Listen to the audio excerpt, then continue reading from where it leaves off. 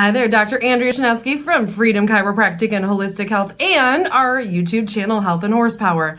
I wanted to come with you today and talk to you a little bit more about some facts about chiropractic that you may have never heard about and didn't know the benefits of chiropractic. So before I get into the facts that I think are really important to understand, I want to go over a little bit of history of chiropractic and the American Medical Association and some of the controversy and also some of the lawsuits that were filed back in 1976. So you may or may not know, but the American Medical Association actually tried to put chiropractors out of business in the 1960s.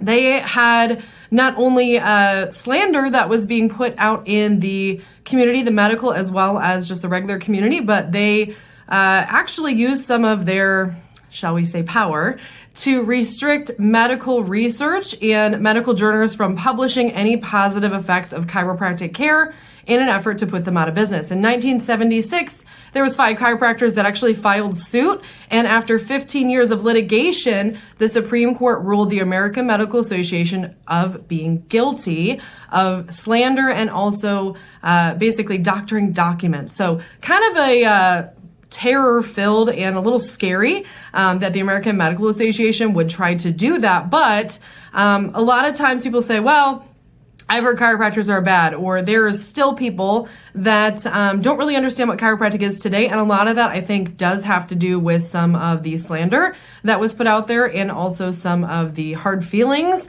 and some of the misinformation that was published and released in the 1960s, 70s, and 80s, which is when it was finally, they were told they can't do that anymore. So my goal today is to basically, number one, shed light on the fact that that did happen. Unfortunately, that happened. There was some people that weren't doing things very honestly, but really when it comes down to it, when we look at chiropractic is a specialty, kind of like when you go to a kidney doctor or you go to an orthopedist. Every doctor has a specialty unless they're in general practice or family care. Now, when it comes to chiropractic, as a chiropractor, I focus on the musculoskeletal system. So that means I'm looking at your joints, I'm looking at your nerves, your brain function. I'm looking at those nerves and how they control the rest of your body. So in some cases, when we have pressure on the nerves in our spine, that can affect our organ function. So I've had some patients that have had everything from headaches and blood pressure issues to digestive issues to fertility problems.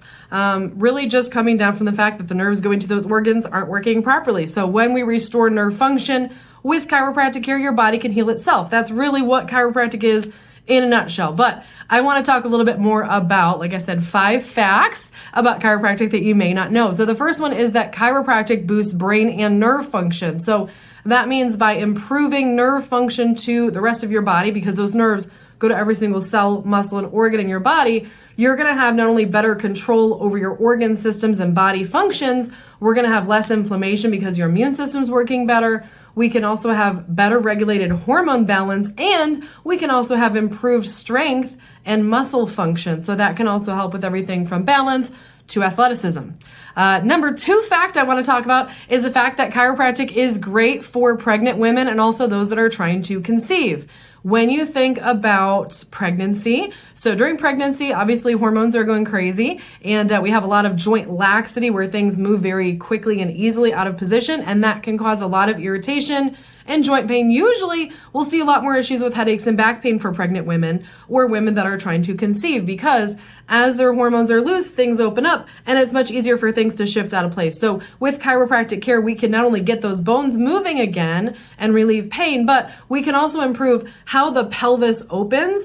And because your uterus is attached to the pelvis by 3 different sets of ligaments, by improving that pelvis alignment, that's going to help prevent that uterus from twisting or tipping forward or backward and making it hard to conceive or causing the uterus to twist and causing less room for baby. So when we do chiropractic adjustments, we can actually remove intrauterine constraint so there's more room for baby, more comfortability for mom. And if you're trying to conceive, things are a little bit better aligned to help with that. Number 3, chiropractic is more than just back and neck pain. I mentioned already digestive issues, but really, when it comes down to it, chiropractic is also great for digestion.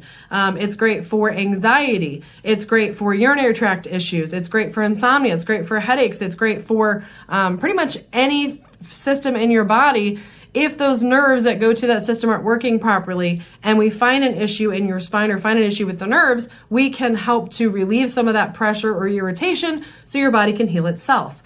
So again, really that's what chiropractic is, helping to remove pressure so your body can heal itself. Number 4, this one I hear a lot. Chiropractors are real doctors. Yes, they're specialists. So most of the time when you look at medical school and graduate school, because chiropractors do go through an undergraduate program and then they go on to a graduate program, depending on the state that they're in, they may have a bachelor's, they may have a doctorate as well, but it really just depends on what state that they're practicing in and how they did their education. But typically chiropractors and medical doctors go through the same training. We go through undergraduate, we go through graduate school. We have to pass board exams. So for chiropractors, we have 4 different parts to board exams.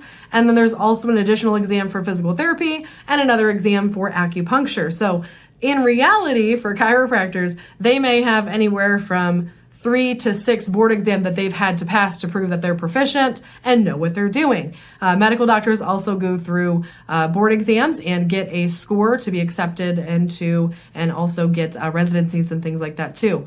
But really when it comes down to it, the schooling amount of time is about the same. Typically, chiropractors do their internship while they're in school in their graduate program, where medical doctors, once they're finished with school, then they do a residency and get their practice as they're going. So they finish school, chiropractors do it at the same time. So typically at the very end of chiropractic school, usually you're doing about 30 credit hours, and then you're also in the clinic treating patients and learning as much as you can from treating patients, working with different doctors. I know I worked in 3 different clinics when I was in graduate school, and I worked probably with a total of about 10 different doctors on staff so that I could get as much knowledge as I could from them to be able to treat patients better. And the last, number 5 fact that I want to release is that the Journal of Manipulative and Physiotherapy released a study looking at patients over a 7-year period. So that's a really long study. For patients that had a chiropractor as their primary care physician, they actually had 60% less hospitalizations, 62% less surgeries, and 85% less pharmaceutical medications prescribed when their chiropractor was in charge of their medical care. So very interesting to know. Obviously, chiropractors, no, they don't prescribe medication. But because we're looking at physiology and how everything's working all together, because we're specializing a bit more on neurology, musculoskeletal systems, and how to actually give the right nutrition for our body to heal and function well, sometimes we have better results because we're empowering our patients to take control over their health and being an advocate for their own health. So hopefully you learned something today. I gave you those 5 facts. Have a great rest of your day. I'll see you next week.